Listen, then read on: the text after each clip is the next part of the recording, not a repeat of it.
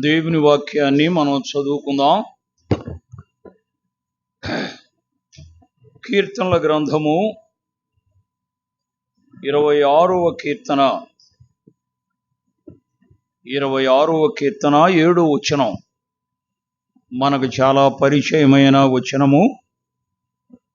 కీర్తన గ్రంథము 36వ కీర్తన 36వ కీర్తన 7వ వచనం. దేవా, నీ కృప ఎంతో అమూల్యమైనది, నరులు నీ రెక్కల నీడన ఆశ్రయించుచున్నారు. నీ మందిరము యొక్క సమృద్ధి వలన వారిని సంతృప్తి నొందుచున్నారు. నీ ఆనంద ప్రవాహములోనిది నీ వారికి త్రాగనిచ్చుచున్నావు. నీ యొద్ద జీవపు ఓట కలదు. నీ వెలుగును పొందియేవారు మేము వెలుగు చూచుచున్నాము. ప్రార్థన చేసుకుందాం. ప్రభువు ఈ మాటలు మన కొరకు దీవించున్నట్లుగా చిన్న ప్రార్థన. పరిశుద్ధుడు అయిన దేవా, ప్రేమగల తండ్రి, ఘనమైన నీ నామమును బట్టి స్తోత్రములు స్తోత్రములు స్తోత్రములు చెల్లిస్తున్నాం. గొప్ప దేవా, ఆరాధనలో నీ దాసులను నిలిపి మీరిచ్చినటువంటి శ్రేష్టమైన తలంపులు, నీ ప్రజలకు అనుకూలమైన తలంపులను నీ దాసుని ద్వారా మీరిచ్చి ఉన్నారు. గొప్ప దేవ, ఆరాధన చేసిన ప్రతి ఒక్కరిని కూడా మీరు దీవించండి. ఎవరైనా ఆజ్ఞను మీరు చేశారా, దయతో క్షమించండి. ఆజ్ఞను ప్రభువు అనుసరించి చేసిన వారికి సంఘములో మంచి స్థానము, అభివృద్ధిని కలిగించండి. వారి ద్వారా ఇంకా బాప్తిసం పొందవలసిన వారు ఉండగా వారందరిని బట్టి కూడా ప్రార్థన చేస్తున్నాం. చేరి వచ్చిన ఒక్కొక్కరిని దీవించండి. చక్కని పాటలతో నిన్ను మహిమపరచగలిగాం. తిరుగని వాక్యమును మేము చదువుకొని ఉండగా ఇందున్న సత్యాలు మాకు నేర్పించండి. అల్పుడను బలహీనుడను నీ సన్నిధిలో నిలిచి ఉండగా వ్యర్థమైన మాటలు నా నోటి ద్వారా రాకుండా ప్రయోజనకరమైన మాటలు, శక్తివంతమైన మాటలు, గొప్ప మాకు జీవం కలిగించే గొప్ప మాటలు మీరే మాట్లాడి నీ నామానికి మహిమ తెచ్చుకుందురని యేసయ్య అతి శ్రేష్టమైన నామమును బట్టి స్తోత్రములు చెల్లించి ఇడుకుంటున్నాము తండ్రి. ఆమేన్. ప్రభునందు ప్రియులారా, ప్రభునామమును మీ అందరికీ ప్రేమపూర్వకమైన వందనాలు తెలియచేస్తున్నాను. ఎందుకు చాలామంది వందనాలు చెప్పడం లేదు కనుక వందనాలు చెప్పుకోవడం అనేది మనకు సమాధానమునకు గుర్తు. దైవ సన్నిధికి వచ్చాము అంటే వందనాలు చెప్పుకుంటూ మందిరములోనికి రావాలి. కొంతమందికి ఆ అలవాటు ఉంది, కొంతమంది చెప్పరు. ఏదో ఒక రకంగా బిడిమో లేక ఏ ఉద్దేశంతోటో ఏం చెప్పాలి అని. కానీ ప్రతివారు ఇక్కడున్న పెద్దలకు, బాధ్యత కలిగిన వారికి, వచ్చిన సహోదర సహోదరులు అందరికి కూడా మనం వందనాలు చెప్పుకోవడం అనేది మనకు సమాధానం. అయ్యా, వచ్చాను, సమాధానంగా ఆరాధన చేద్దాం అనే దానికి ముంగుర్తు. కనుక ఈ సందర్భంలో మనం వందనాలు చెప్పుకున్నాము అంటే దేవుడు ఇంతవరకు మనల్ని కాపాడి సంతోషకరమైన ఈ దినానికి తీసుకొని వచ్చి ఇక్కడ ఆరాధన చేసి తరువాత వాక్య పరిచర్య వినడానికి, చేయడానికి దేవుడు అనుకూలపరిచినటువంటి మంచి శ్రేష్టమైన సమయం. ఈ సమయం అన్నీ మనం సంతోషకరంగా, ఆనందంగా అనుభవించే వారిగా ఉండాలి. మంచిది. దేవుని వాక్యం మనం చదువుకున్న ఒకే ఒక మాట, కృప అనే మాట. బైబిల్ గ్రంథం అంతటిలో కృప చాలా శ్రేష్టమైనది. కృప అనేది ఉచితంగా ప్రభువు మనను ప్రేమించి ఆయన చూపించేది కృప. కృప పాత నిబంధనలో 38 సార్లు మాత్రం కనబడుతూ ఉంటుంది. కృప అనే మాట పాత నిబంధనలో 38 సార్లు ఉంటుంది. క్రొత్త నిబంధనలో 128 సార్లు కనబడుతూ ఉంటుంది కృప అనేది. గమనిస్తున్నారా? 128 సార్లు క్రొత్త నిబంధనలో కనబడుతూ ఉంది. అయితే గత రాత్రి నేను ఇక్కడికి వెళ్ళాలి, ఏం చేయాలని నేను భోజనం చేసిన తర్వాత కూడిక అయిపోయిన తర్వాత నేను ధ్యానానికి కూర్చున్నప్పుడు ఈ మాట ప్రభు నాకు అందించాడు. ఈ మాట మాట్లాడితే బాగుండని ప్రేరేపణ ప్రభు కలిగించాడు కనుక మీ ముందుకు తీసుకొని వచ్చాను. ఈ మాటలు మీ అందరూ బాగా ఎరిగిన మాటలు, పెద్దలు బాగా మీకు వివరించి, దైవ సేవకులు వివరించిన మాటలే నేను కొన్ని వచనాలు చదివి వినిపించాలని నేను ఆశిస్తున్నాను. కృప అనే మాట మనం జ్ఞాపకం చేసుకుంటున్నాం. ఇక్కడ భక్తుడు అంటున్నాడు, దేవా నీ కృప ఎంత అమూల్యమైనది. ఎలాంటిదట? నీ కృప ఎంత అమూల్యమైనది. దావీదు ఈ కీర్తనలో ఒక ప్రత్యేకంగా దేవుణ్ణి ఘనపరుస్తున్నాడు. దావీదును దేవుడు ఘనపరిచి మంచి స్థాయికి తీసుకొని వచ్చాడు ఆయన. ఎందువల్ల? దావీదులో వినయము, సుబుద్ధి, మిగుల సుబుద్ధి, ఉపకార బుద్ధి, వివేకము కలిగిన వాడు అని మనం చదువుతాం. కనుక ఆయనను అభివృద్ధి పరిచాడు. మంచి అభివృద్ధిలో రాజ్య పరిపాలన కూడా ఆయనకు అప్పగించాడు. కనుక ఈ సందర్భంలో పాత క్రొత్త నిబంధనలో దావీదు కనబడుతూ ఉంటాడు. ప్రతి గ్రంథములో మనం చూస్తూ ఉంటాం. ఈ సమయములో ఇక్కడ 7వ వచనాన్ని మనం జ్ఞాపకం చేసుకున్నప్పుడు, దేవా నీ కృప ఎంత అమూల్యమైనది, ఏ మాలిన్యము లేనిది. అవునండి, ఆయన కృప అలాంటిది. నరులు నీ రెక్కల నీడను ఆశ్రయించుచున్నారు. ఎక్కడట మనం ఉండేది? ఆయన రెక్కల నీడ సురక్షితమైనది, క్షేమకరమైనది, ఆనందకరమైనది. ఇక ఎన్నైనా చెప్పుకోండి, మన జీవితంలో సంతోషకరమైన మాటలలో ఎన్ని ఊహించుకున్నా ఆయన కృప ఎలాంటిదట? అమూల్యమైనది.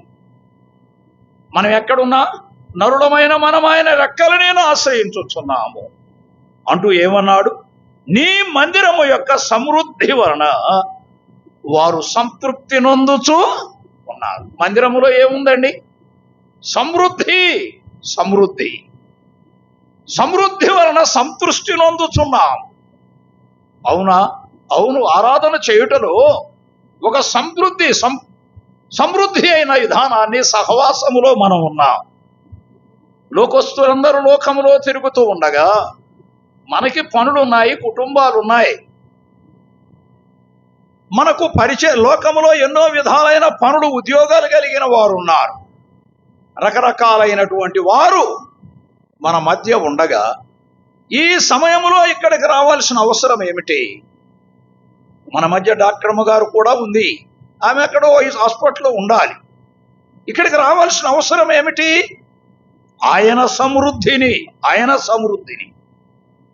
సమృద్ధి మనకు సంతృప్తిని కలిగిస్తుంది. అయ్యామా, మనం ఆలోచన చేసినప్పుడు సమృద్ధిగా నీ వాక్య సత్యాన్ని అనుభవిస్తున్నావా? సమృద్ధిగా నీ వాక్యములో నడుస్తున్నావా? వాక్య సత్యములో నడుస్తున్నావా? అంటూ ఏమన్నాడు? నీ ఆనంద ప్రవాహములోనిది వారికి నీవు త్రాగనిచ్చున్నావు. ఏదట ఇక్కడ ఉన్నది? ఆనంద ప్రవాహముగా పారుతుంది వాక్యం. గమనిస్తున్నారా? వాక్యము పారిస్తూ ఉన్నారు. వాక్యము అనేక మందికి వినిపించాలి. ఆయా స్థలాల నుండి దైవజనులను పిలిపించి, సోదరులను పిలిపించి మనకు వాక్య సమృద్ధిలో నడిపిస్తున్నారు. కనుక ఆయన యొద్ద జీవపు ఊట కలదు. ఆ ఉద్దేశముతోనే, ఆ దృక్పథముతోనే మనం దైవ సన్నిధికి వస్తున్నామండి. మన పనులన్నీ ప్రక్కన పెట్టి ఆయన సన్నిధిలో ఆరాధన చేయడానికి ఒక ప్రత్యేకత అని మనం గమనిస్తున్నాం. ఆయన సమృద్ధిని పొందుతున్నావా? దేని ద్వారా? ఆయన కృప ద్వారా. చూడండి, ఆదికాండము 6వ అధ్యాయములో ఒక మాట మనం చదువుకున్నాం. ఆదికాండము 6వ అధ్యాయము 8వ వచనం చదువయ్యా. 8వ వచనములో ఏమన్నాడు? అయితే నోవహు యెహోవా దృష్టి యందు ఆయన కృప పొందినవాడు. గమనిస్తున్నారా? ఎవరి దృష్టిలో ఉన్నాడు ఆయన? ఆయన చూపు నోవాహు మీద ఉంది. అయితే నోవహు యెహోవా దృష్టి యందు కృప పొందినవాడు. గమనిస్తున్నారా మిగిలిన వారు? ఆయన అంటాడు, ఈ తరము వారిలో నీవే ఒక్కడవే నా ఎదుట నీతిమంతుడవై ఉన్నావు. లోకములో ప్రజలందరూ ఉండగా సంఘముగా కూడుకున్న మనలను, మన పేరేమిటి? పరిశుద్ధులు, నీతిమంతులు. అయావా నీతిమంతుడుగా, పరిశుద్ధురాలుగా, నీతిమంతురాలుగా, పరిశుద్ధుడుగా నీవు జీవిస్తున్నావా? బోధలు చేయడం కాదు, లోకములో మనం ఆయన సన్నిధికి వచ్చి పోవడం కాదు, కానీ మనం ఎలా ఉండాలి? నీతిమంతులుగా తీర్చబడి ఆయన సన్నిధిలో ఆరాధన చేయాలి. ఆలోచన చేస్తున్నారా? అయితే నోవహు యెహోవా దృష్టి యందు కృప పొందినవాడు అంటూ ఏమన్నాడయ్యా? చదువు.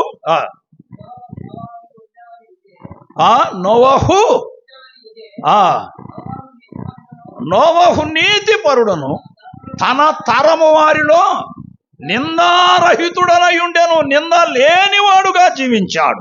అయామా ఈ మాట మనకు ఒక ప్రత్యేకమైన సవాలుగా ఆయన నిలిచి ఉన్నట్లుగా గమనిస్తున్నాం. ఈ తరము వారిలో, ఆ తరము వారిలో నింద లేనివాడుగా జీవించిన వాడు.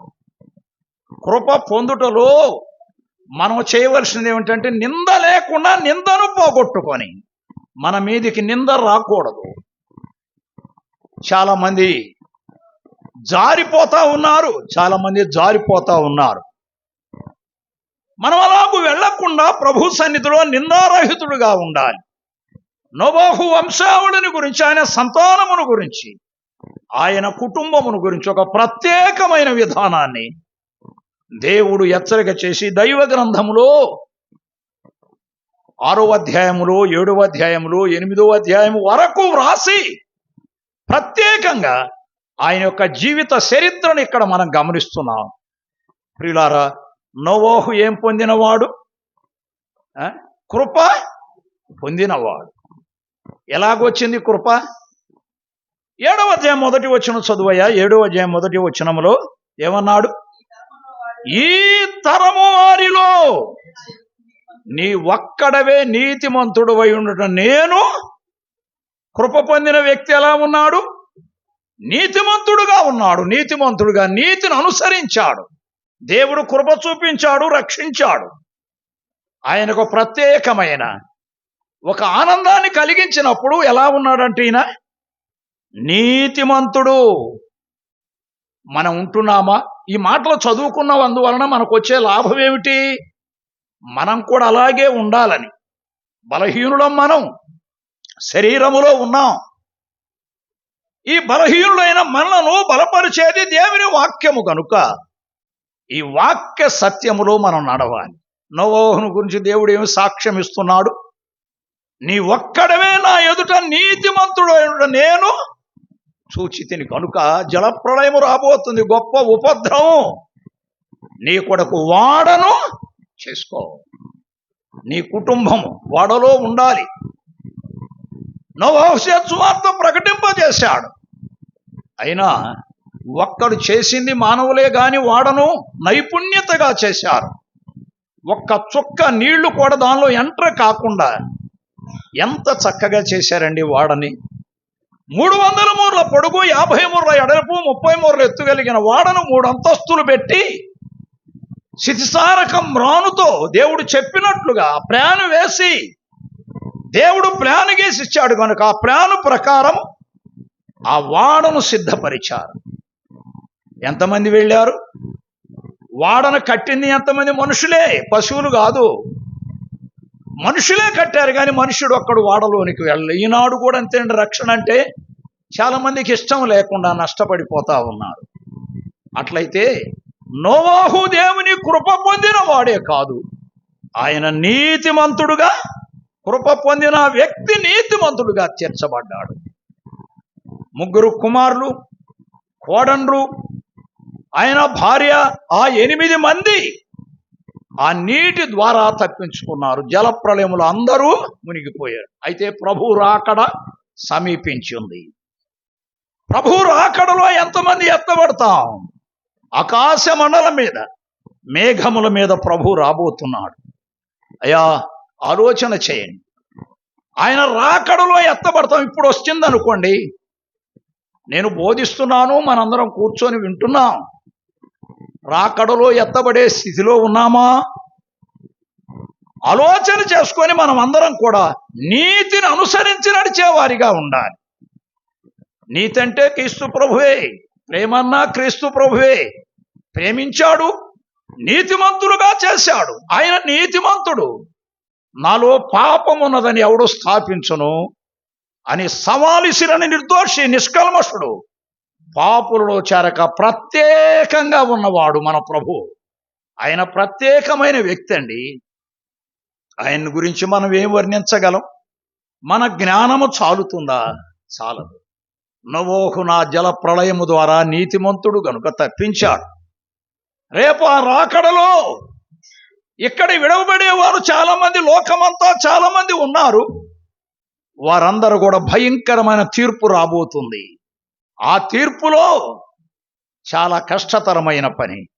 ఆ కష్టములో పడకుండా సంఘం ఉండగానే ఇంకా నమ్మని వారెవరైనా ఉంటే క్రీస్తు ప్రభువును నమ్ముకుంటే ఎంతైనా ఆశీర్వాదకరమని దేవుని వాక్యం మనకు తెలియచేస్తుంది.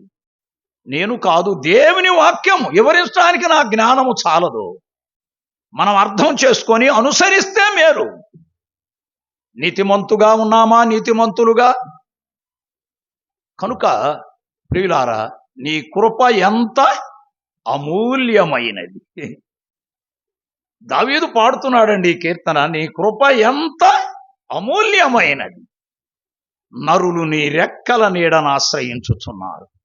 ఎంత గొప్ప సంతోషంగా ఈ కీర్తన పాడుతున్నాడు.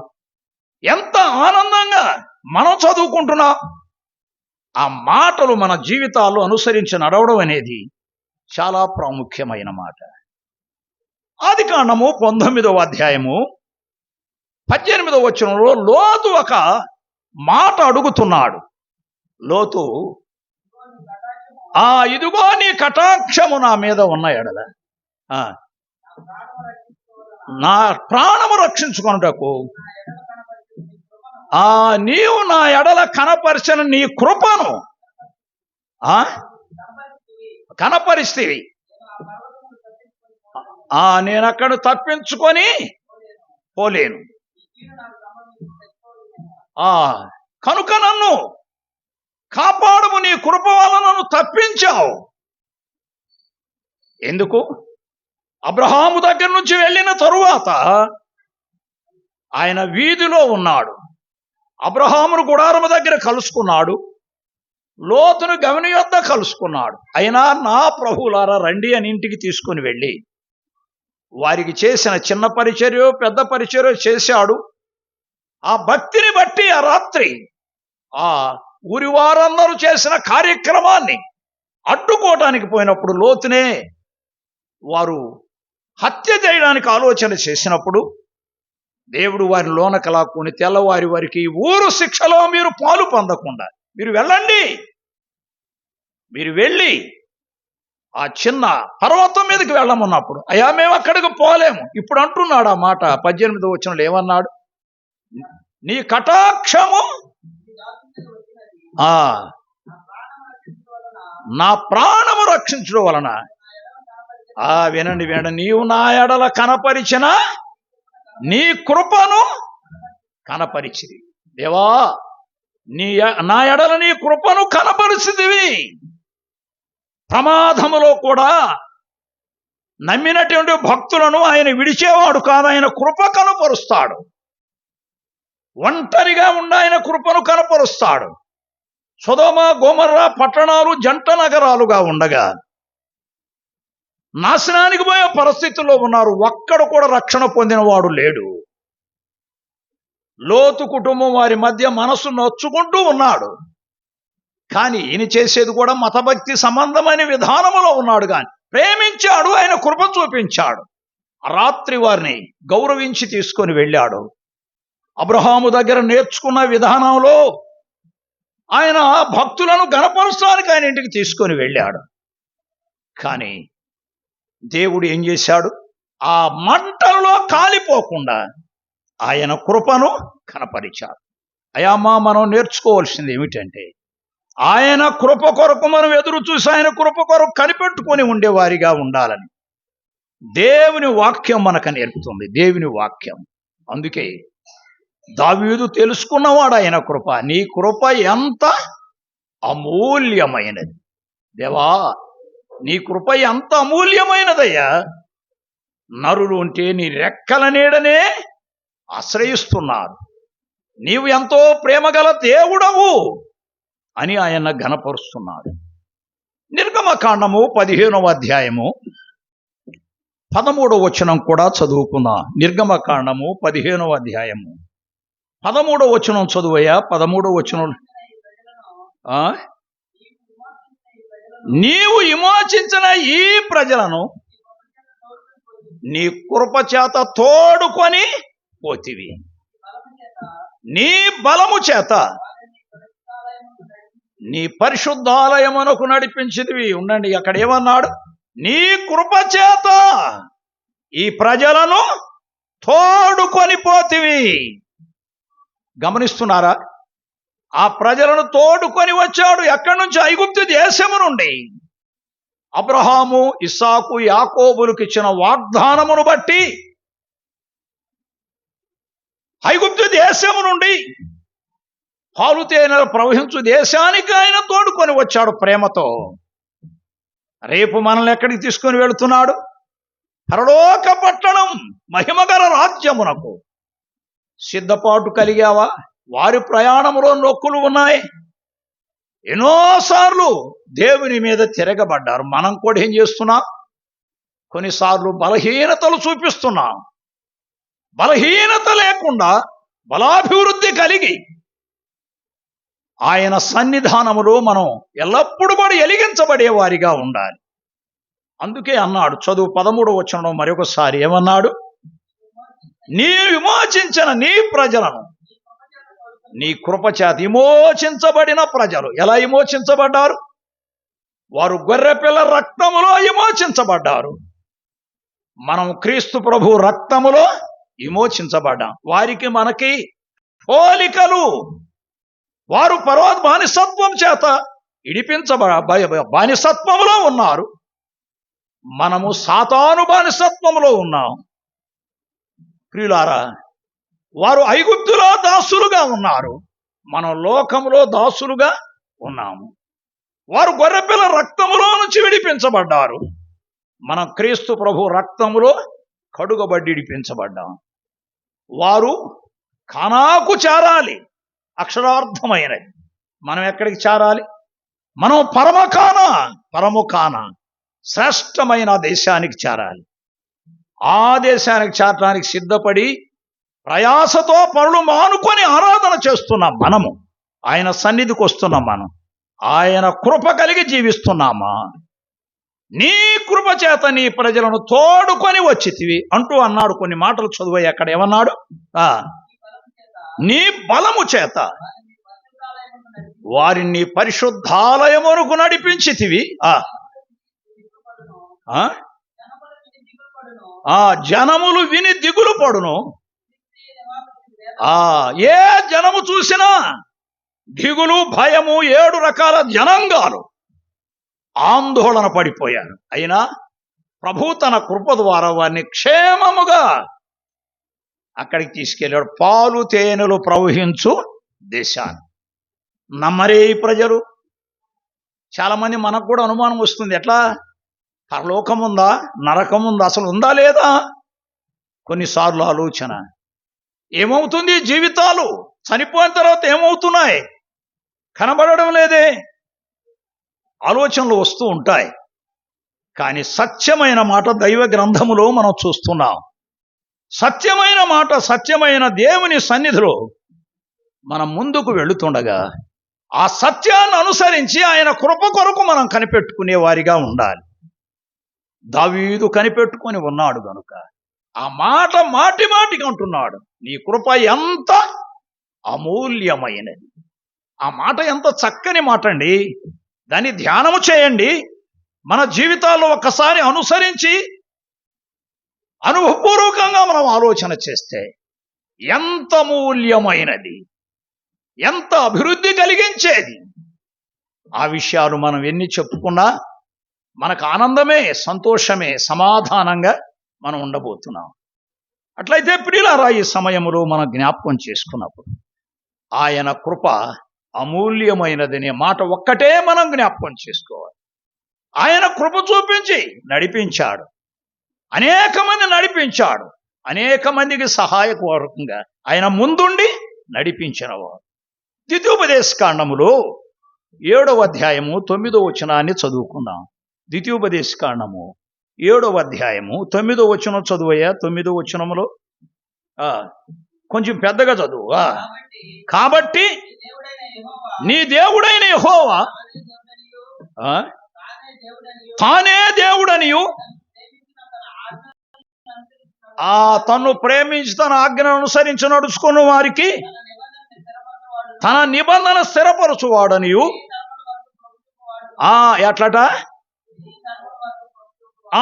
కృప చూపువాడనియు నమ్మదగిన దేవుడు. ఆయన ఏం చూపించావంట? కృప చూపించు దేవుడు, నమ్మదగిన దేవుడు. మనమండి నమ్మదగని వారిమి. నమ్మదగని వారికి నమ్మదగిన దేవుడు ప్రేమించి లోకానికి వచ్చాడు. ఆయన కృపను మన పట్ల చూపిస్తాని. ఆయన ఎలాంటి వాడట? నమ్మదగిన దేవుడి ఒక్క మాటే. దేవుడు నమ్మదగిన వాడు. ఆయన ఎప్పుడు నమ్మదగిన వాడే, ఆది అంతముల వరకు నమ్మదగిన వాడు. మానవ జీవితాలు నమ్మకమైనవి కావు, నమ్మకమైనవి కావు. నమ్మకమైన దేవుణ్ణి మనం పట్టుకుంటే, ఆయన పాదాలు గనక పట్టుకుంటే మనల్ని కూడా నమ్మకం పుట్టించే దేవుడుగా, లేక నమ్మదగిన మనుషులుగా మార్చేవాడు ప్రభువు అయిన యేసుక్రీస్తుని మనం జ్ఞాపకం చేసుకుంటున్నాం. కనుక ప్రియులారా, ఆయన నమ్మదగిన దేవుడు అన్నాడు. సమూయేలు రాసిన 2వ గ్రంథము 2-3 వచనాలు చూసి మనం ముగింపు చేసుకుందాం. సమూయేలు రాసిన 2వ గ్రంథము దయచేసి 7వ అధ్యాయము 15 వచనాన్ని చదువుకుందాం. 7వ అధ్యాయము 15 వచనం. నిన్ను స్థాపించుటకై నేను కొట్టివేసిన సౌలునకు నా కృప దూరమైనట్లు నేను నా కృపను దూరము చేయను, శాశ్వతంగా నిలుపుతాను అన్నాడు. ఎవరితో చెబుతున్నాడు ఈ మాట? దావీదుతో. ఎవరైతే నీ కృప అమూల్యమైనదని ఆయన గ్రహించాడో సౌలును ఏం చేశాడట? కొట్టివేశాడు. ఎందుకు?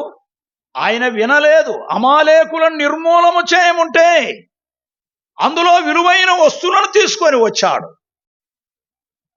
శ్రేష్టమైన వాటిని, మంచి వాటిని ఉంచుకొని వచ్చాడు. ఇంకా పైన ఏమంటున్నాడు సమూయేలుతో?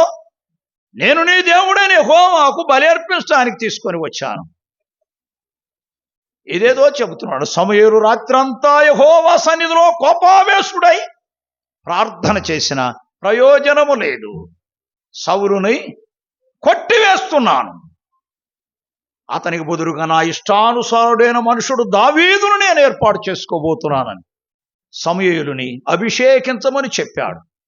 ప్రియులారా, దేవుడిస్తున్నటువంటి వాగ్దానము ఎంత మంచిదని. మనం ఎంత మనగాళ్ళం అనుకున్నా మనుషులము.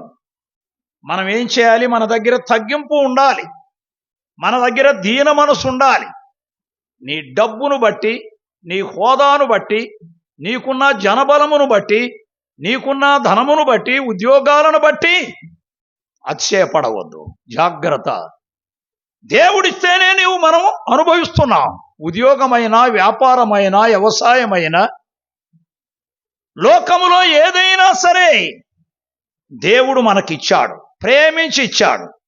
ప్రేమించి ఇచ్చిన దాన్ని దేవుని ఏం చేయాలి? ఆయన కృపను బట్టి ఇచ్చాడండి. ఆయన కృపను బట్టి ఇచ్చాడు. దావీదు నా ఇష్టానుసారుడైన మనుషుడు అన్నాడు దావీదుని. నా ఉద్దేశమును నెరవేర్చువాడని సాక్ష్యము ఇచ్చినవాడు. మరి నిన్ను నన్ను గురించి సాక్ష్యం ఇస్తున్నాడా? నా ఇష్టానుసారుడైన మనుషుడు, నా ఉద్దేశాలు నెరవేర్చువాడు. ఆలోచన చేస్తున్నావా?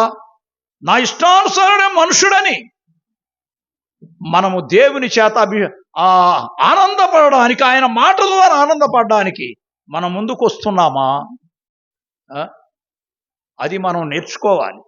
మనం ఎంతటి వారిమైనా, సౌలు అజానబోడు మొట్టమొదట రాజు, ఇశ్రాయేలు ప్రజలు 12 గోత్రముల వారికి అజానభావుడు, చాలా ఎత్తరి కలిగిన వాడు, చాలా మంచి చక్కని సౌందర్యము కలిగిన వాడే.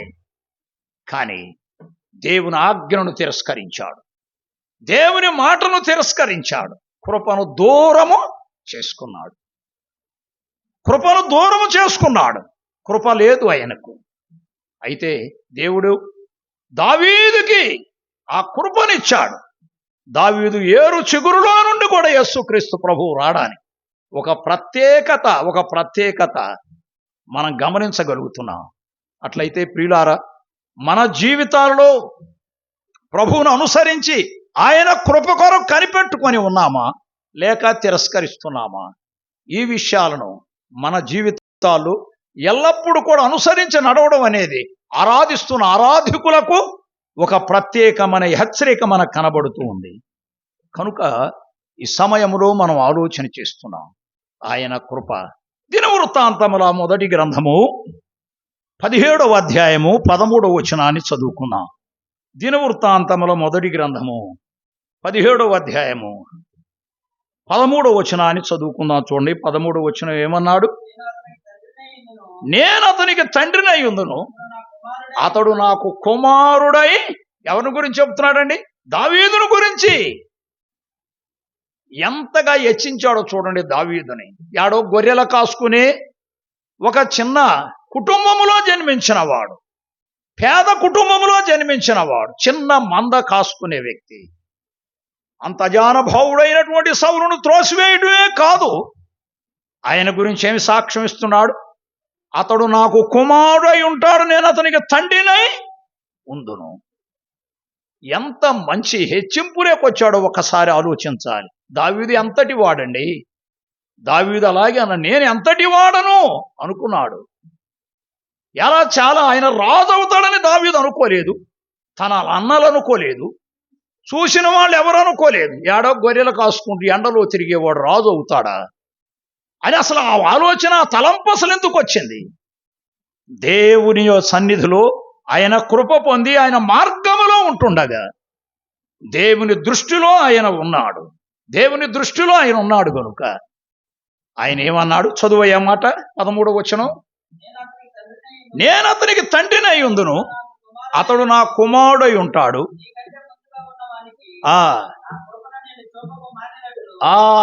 నీకంటే ముందుగా ఉన్నవానికి నా కృపను చూపక మానినట్లు అతనికి నా కృపను చూపక మానను. ఎప్పుడు నా కృప నిండుగా ఉంటుంది. దేవునికి స్తోత్రములు ఎన్నిసార్లు చెల్లించాలి? ఎన్నిసార్లు చెల్లించినా సంతోషమే. నిరంతరం ఉంటుంది, ఎల్లప్పుడూ ఉంటుంది. దేవుని యొక్క కృప, ఆ కృప మనకు ఉండాలి. కలిగి ఉంటున్నామా? దావీదును గురించి చెప్పుకున్నందువల్ల మనకు ఒరిగేదేమీ లేదు. మన జీవితంలో అలాగూ అనుసరించి నడవాలి. అప్పుడే మనకు ఆనందము, సంతోషం. ప్రియమైన సోదరి సోదరులారా, ఈ మధ్యాహ్న కాలములో మనం జ్ఞాపకం చేసుకునే ఒక శ్రేష్టమైన తలంపులు చదువుతున్నానంతే. వివరించడానికి నా జ్ఞానం చాలదని ముందే చెప్పాను. అది అర్థం చేసుకునే జ్ఞానం మీకుంది. మంచి విద్యావంతులు ఇక్కడ ఉన్నారు. దేవుని వాక్యాన్ని అర్థం చేసుకోండి. ఆ మాటల్లో ఉన్న భావాలను మనం అర్థం చేసుకొని ముందుకు వెళ్ళాలి. రాజుల మొదటి గ్రంథములో 3వ అధ్యాయము 6వ వచనంలో ఒక మాట జ్ఞాపకం చేసుకుందాం. చూడండి, రాజుల మొదటి గ్రంథము 3వ అధ్యాయము 6వ వచనం చదువయ్యా. 6వ వచనం. సొలొమోను మనం చేస్తున్నాడు. సొలొమోను దావీదు కుమారుడు యొక్క, ఆయన దావీదు అయిపోయింది, ఇక కుమారుడు వచ్చిన తర్వాత సొలొమోను ఏమంటున్నాడు? చదువయ్యా. నీ దాసుడు నా తండ్రి అయిన దావీదునకు సత్యమును నీతిని అనుసరించి యథార్థమైన మనసు గలవాడై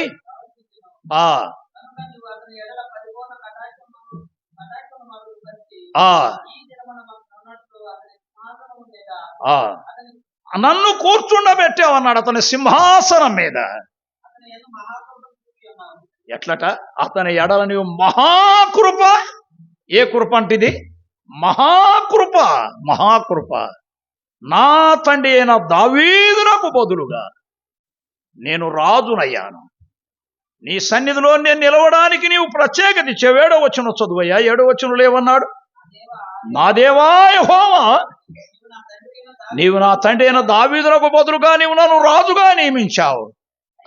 అయితే కార్యములు జరుపుటకు నాకు బుద్ధి చాలదు అనగలమా? బుద్ధి చాలదా రాజుకి? 12 గోత్రముల మీద సింహాసనం ఎక్కించిన రాజు సొలొమోను అంటున్నాడు. దేవుడి ఆశ్చర్యపోయాడండి ఈ మాటలకి. అరే, ఎవడో మాట్లాడని మాట నువ్వు మాట్లాడుతున్నావా? నీకు ముందున్న రాజులలో గాని నీకు వెనక వచ్చిన రాజులో గాని నీ వంటి వాడు ఎవడును లేడు, ఉండడు అన్నాడు. నీకు జ్ఞానముతో పాటు సర్వ సంపదలు ఇస్తానన్నాడు. సొలొమోను 40 సంవత్సరాల పరిపాలనలో ఒక్క యుద్ధము కూడా లేదు. సురక్షితముగా ద్రాక్ష చెట్ల కింద పడుకొని, దానిమ్మ చెట్ల కింద పడుకొని ఆనందకరమైన జీవితాన్ని అనుభవించారు. వెండి, బంగారము, అనేక విధాలైనటువంటి సంపద ఆయన సమకూర్చినట్లుగా మనం జ్ఞాపకం చేసుకుంటున్నాం. ప్రియమైన దేవుని ప్రజలైన మనము కూడా మన దగ్గర సంఘములో కలహము లేకుండా, సంఘములో సమస్యలు లేకుండా, నీ కాలములో మన కాలములో సంఘాలను మనం ఆశీర్వాదకరంగా నడపాలంటే ఆయన కృప మనకుండాలి. ఆయన కృప మనకుండాలి. ఈనాడు చిన్న చిన్న మాటలకు సంఘాలు చీలిపోతా ఉన్నాయి, రకరకాలుగా అయిపోతా ఉన్నారు. దేవుని కృప ద్వారా మన సంఘము అభివృద్ధి పొందుతుంది. ప్రతిదినం ఆత్మలు చేర్చబడుతున్నాయి. అనేక రీతులుగా ఆయన సన్నిధిలో మనం నడుస్తూ ఉండగా ప్రియులారా, సంతోషంగా ఒకే మాట మీద, ఒకే తాడు మీద మన సంఘము నడవడం అనేది సంతోషకరాన్ని చూపిస్తుంది. సొలొమోను అన్నాడు, నా దేవా యెహోవా, నీవు నా తండ్రి అయిన దావీదునకు బదులుగా నీవు నన్ను రాజుగా నియమించావు. నాకేమి లేదన్నాడు, బుద్ధి లేదు అన్నాడు. అరే, బుద్ధి లేదా? కానీ ప్రియ సోదరి సోదరులారా, అంత తగ్గించుకున్నాడు కనుక దేవుడు హెచ్చించాడు. దేవుడు హెచ్చించాడు. ఆయన సామ్రాజ్యాన్ని అత్యధికముగా ఆశీర్వాదించినట్లుగా మనం జ్ఞాపకం చేసుకుంటున్నాం. అయితే ఈ సందర్భములు ఆయన కృప కొరకు కనిపెట్టుకొని ఉన్న ఆ కుటుంబాన్ని ఆయన ఎంతగా ఆశీర్వాదించాడండి. ఈనాడు మనం చూస్తున్నాం ఒక్కొక్కరి కుటుంబాలు ఎలాగ హెచ్చించబడతా ఉన్నాయో, ఎలాగ ఆశీర్వాదించబడుతున్నాయో, ప్రభువును నమ్మి ఆయన మీద ఆధారపడినటువంటి ఏ కుటుంబము కూడా ఎలాగూ సమృద్ధిగా ఉంటుందో మనం జ్ఞాపకం చేసుకుంటున్నాం. 2-3 వచనాలు చదువుకొని మనం ప్రార్థన చేసుకుందాం. మన సమయం అయిపోయింది. చూడండి, ఒక మాట కీర్తన గ్రంథములోనే 13వ కీర్తన 5వ వచనాన్ని చదువుకుందాం. 13వ కీర్తన 5వ వచనం చదువయ్యా. ఏమన్నాడు?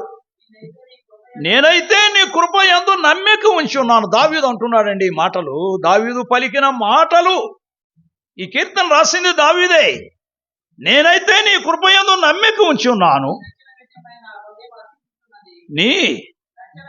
నీ రక్షణ విషయమే నా హృదయము హర్షించుచున్నది. యెహోవా నాకు మహోపకారము చేస్తున్నాడు. గమనిస్తున్నారా? మహోపకారం అంటే ఏం చేశాడండి? మహోపకారంగా ఏమిటండి? ఒక చిన్న మంద కాసుకునేవాడిని రాజ్య సింహాసనం మీద ఎక్కించాడు అంటే, ఆయన కుటుంబంలో ప్రత్యేకత ఇచ్చాడు అంటే, ఒక వాగ్దానము చేశాడంటే అది మహోపకారము కాదా? మనం కూడా ఏ పాటి వారి, మనకు కూడా సంఘములో చేరి ఆరాధించే ఒక మహోపకారం ఆయన కృపను చూపించాడు. ఇది ఆనందము కాదా? ఇది సంతోషము కాదా? కొంతమందికి లేదండి. ఘనులైన వారికి యొక్క ఆనందము లేదు, సంతోషము లేదు. వారికి ఎంత ఉన్నా సంతోషము లేదు, సమాధానము లేకుండానే లోకాన్ని విడిచి వెళ్ళిపోతా ఉన్నారు. మనం కూడా లోకాన్ని విడిచి వెళ్ళిపోయినా మనకు సమాధానం ఉంది, మనకు సమృద్ధి ఉంది, మనకు ఆనందం ఉంది, మనకు సంతోషం ఉంది. ఈ సంతోషములో దేవుడే మనకు అనుకూలపరిచాడని మనం జ్ఞాపకం చేసుకుంటాం. 23:6 అన్నాడు, నేను బ్రతుకు దినములన్నయు కృపాక్షేమములే నా వెంట వచ్చునని దావీదే మాట్లాడుతున్నాడు. ఈ కీర్తన 6 శరణాలు కలిగిన ఈ కీర్తన 23వ కీర్తనలో 6వ వచనములు అంటున్నాడు, నేను బ్రతుకు దినములన్నయు. ఎప్పుడంట?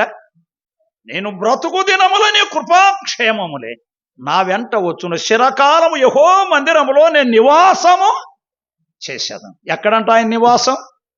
యెహోవా మందిరములో. యెహోవా మందిరములో నేను ఎల్లప్పుడూ ఆయన సన్నిధిలో నేను నిన్ను స్తుతిస్తున్నాను, ఘనపరుస్తున్నాను. ఆయన సన్నిధికి వెళుదామని జనుడు నాతో చెప్పినప్పుడు ఏం చేశాడు? సంతోషించి తిని, ఆనందించి తిని. అవునండి, ఆయన సన్నిధిలో సంతోషము, ఆనందము, సంతోషముగా ముందుకు వెళ్ళాలి. ప్రభువు అనుకూల పరిచి ముందుకు నడుస్తున్నాడు. 26వ కీర్తన 3వ వచనంలో మనం చూస్తే అక్కడ ఒక ప్రత్యేకమైన మాట చెబుతున్నాడు. వినండి, ఇప్పుడు మనం నేర్చుకోవాల్సిన, నీ కృప నా కన్నులెదుట ఉంచుకొని ఉన్నాను, నీ సత్యమును అనుసరించి నడుస్తున్న. దావీదే ఈ కీర్తన కూడా రాసింది. నీ సత్యమును అనుసరించి నడుస్తున్నాను అంటూ ఏమన్నాడు? ఇక ప్రారంభించాడు, పనికి మాలిన వారితో నేను సహవాసము చేయను. మన జీవితాలు అనుసరించవలసినవండి. పనికి వచ్చేవారు ఎవరా? ఈ కృపంతా ప్రభు ఇస్తూ వచ్చాడు, అందరికి అన్ని విధాలుగా అన్ని కోణాల్లో ఇస్తూ వచ్చాడు అని మనం చదివాం. 26వ కీర్తన 3వ వచనములో ఏమన్నాడు?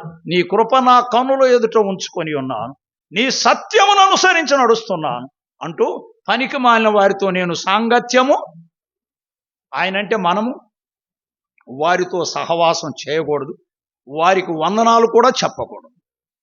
బైబిల్లో ఉంది, పౌలు చెప్పాడు. గమనిస్తున్నారా? పనికిమాలిన వారితో నేను సాంగత్యము చేయను, దుష్టుల సంఘము నాకు అసహ్యము. సంఘాలు ఉన్నవి కానీ దుష్ట సాంగత్యములో ఉన్నవండి. ఈనాడు లక్షల మంది ప్రజలు కూడుకున్నా దుష్ట సాంగత్యములో ఉన్నారు. దుష్టుల సంఘము, మార్పు లేని వారు, మారు మనసు లేని వారు. డబ్బు అయితే ఉంది, లక్షల కోట్లున్నవి. డబ్బు పరలోకానికి తీసుకొని వెళుతుందా? డబ్బు నీకు దేవునితో సహవాసం కలుపుతుందా? డబ్బు అవసరమే, డబ్బు అవసరమే. డబ్బు ఎలా ఉండాలి? డబ్బుని మనం ఉపయోగించుకోవాలి. మనకు దేవుడిచ్చిన పైసలు మన కుటుంబం కొరకు, మన అక్కర్ల కొరకు, మన అవసరతల కొరకు, మన భోజన పదార్థాల కొరకు మనం ఉపయోగించుకోవాలి. మంచిదే. ఆ డబ్బే దేవుడని మనం ముందుకు వెళ్తే చాలా నష్టపోతాం. ఒక భక్తుడు అన్నాడు మాట్లాడుతూ, జ్ఞానవంతునికి డబ్బు సేవకుడట, అవివేకికి దేవుడంట. కళ్ళకు అద్దుకొని పెట్టుకుంటారు అక్కడ. చాలా మందిని చూశాను నేను. ఎవరైనా డబ్బు ఇస్తే కళ్ళకు అద్దుకొని వాటిని జోబులో పెట్టుకుంటారు, లేదా సంచిలో పెట్టుకుంటారు. డబ్బు సేవకుడు జ్ఞానవంతునికి, ప్రభువు నమ్మిన వానికి ఓ సేవగా మనం ఉపయోగించుకోవాలి. పశువుల్ని పాడికి ఎలా ఉపయోగిస్తుకుంటున్నాము, ఎడ్లని దుక్కు దున్నడానికి ఎట్లా ఉపయోగిస్తున్నాము, లోకములో వస్తువులు వాహనం మనం ఎక్కిపోవడానికి ఎలా ఉపయోగించుకుంటున్నాము, డబ్బును కూడా అలాగే మనం ఉపయోగించుకోవాలి. డబ్బు ఎవరికైనా అవసరమే. ఒక ఆయన, నా డబ్బు లేకుండా నీకేం జరుగుతుంది? ఎట్లా జరుగుతుందండి? డబ్బు లేకుండా బస్సు ఎక్కనిస్తారా? మమ్మల్ని పెట్రోల్ పోస్తారా బండిలో? పోయిరు. డబ్బు అవసరమే. డబ్బుని సేవకునిగా ఉపయోగించుకోవాలి. అవివేకిగా దేవునిగా మనం గౌరవించకూడదు దాన్ని. డబ్బులు మనకు అవసరం, దేవుడిచ్చాడు. ఉద్యోగంలోనా, వ్యాపారంలోనా, వ్యవసాయంలోనా మన ఆదాయం, మన కష్టార్జితాన్ని ఆయన ఆశీర్వాదిస్తున్నాడు. ఆ డబ్బుని ఎంత మటుకు ఉపయోగిస్తున్నావు? ప్రాణముగా కాదు. అవునండి, ఈ సందర్భంలో మనం ఆలోచన చేస్తే ధనవంతుడు వెళ్ళిపోయాడు. ఆయన డబ్బు ఏమన్నా తీసుకొని వెళ్ళిందా? వెళ్ళలేదు. లాజరు వెళ్ళిపోయాడు. భోగాలతో ఆనందముతో ఉన్న అతడు నిత్య నరకానులో ఉన్నాడు, పాతాళములో ఉన్నాడు. లాజరు సంతోషంగా పరలోకములో ఉన్నాడు. ఈ సందర్భంలో అంటున్నాడు, సహవాసం ఏమంటున్నాడు? దుష్టుల సంఘము నాకు అసహ్యము అంటూ ఏమన్నాడు? చదువయ్యా. దుష్టుల సంఘము నాకు అసహ్యము. 26వ కీర్తన 3వ వచనం. నీ సత్యమును అనుసరించి నడుచుకొనుచున్నాను, పనికిమాలిన వారితో నేను సాంగత్యము చేయను, ఏషదారులతో పొందు చేయను, దుష్టుల సంఘము నాకు అసహ్యం. ఏషదారులు ఉన్నారండి, ప్రభు ఉన్నప్పుడే ఉన్నారు. ఏషదారులైన శాస్త్రులారా, పరిసయ్యులారా, మీరు సున్నము కొట్టిన సమాధులను పోలి ఉన్నారు. అవి వెలుపల శృంగారంగా కనబడతాయి, లోపల సచ్చిన వారి ఎముకలతోనూ సమస్తమైన కల్మషములతోనూ నిండి ఉన్నది. మీ వారి హృదయాలు అసింద్రేంద్రియము, పాపము, దుష్టత్వం ఉన్నది. అయ్యో వేషధారులైన శాస్త్రులారా, పరిశీలారా, వేషధారులతో నేను పొందు చేయను అంటూ ఏమన్నాడు? చదువు. భక్తిహీనులతో సాంగత్యము చేయను.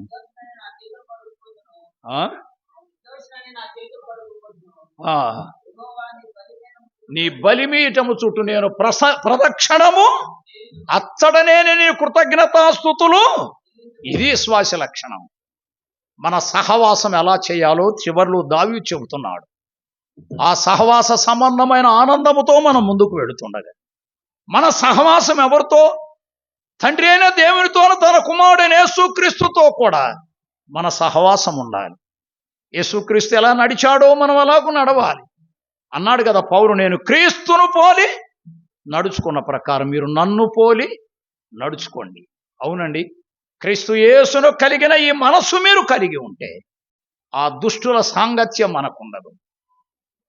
ఆ సాంగత్యము లేకుండా, ఆ సహవాసాన్ని మానుకొని, పాపుల సహవాసము లేకుండా పరిశుద్ధుల సహవాసముతో, సంఘ సహవాసము, మన సిద్ధాంతములు మనం ఎలాగూ నడవాలో మన పెద్దలు మనకు నేర్పిన సిద్ధాంతం, సత్యాన్ని గ్రహించి ముందుకు వెళ్ళాలి. కొన్ని సంఘాలు చూస్తూ ఉంటే ఏమోనబ్బా ఎలా వెళుతున్నారు ప్రజలు, ఎందుకు వెళుతున్నారో అర్థం కాదు. కానీ మన దగ్గర మనం అంతమందిని పోగు చేయలేకపోతా ఉన్నాం. ఎందువల్ల? దాదాపుగా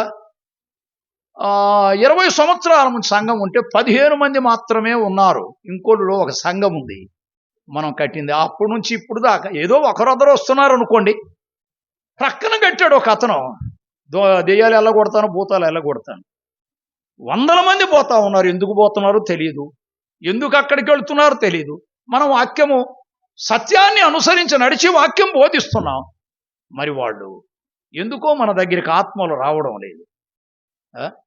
మన దగ్గరికి వచ్చిన వాళ్ళు వెనక్కి పారు, అక్కడికి వస్తారు పోతారు, వస్తారు పోతారు. కనుక మనం వాటిని గురించి మన మనసును పెట్టక, ప్రభువులో కృప కలిగి దుష్టులతో సాంగత్యము చేయక, మనం మంచి నడవడి నడుస్తూ ప్రభువును నమ్ముకొని ప్రభు మార్గములో ఉండి ఆయన కృప కొరకు కనిపెట్టుకొని ఉండాలని ప్రేమపూర్వకంగా మనం చేస్తూ ముగిస్తున్నాను.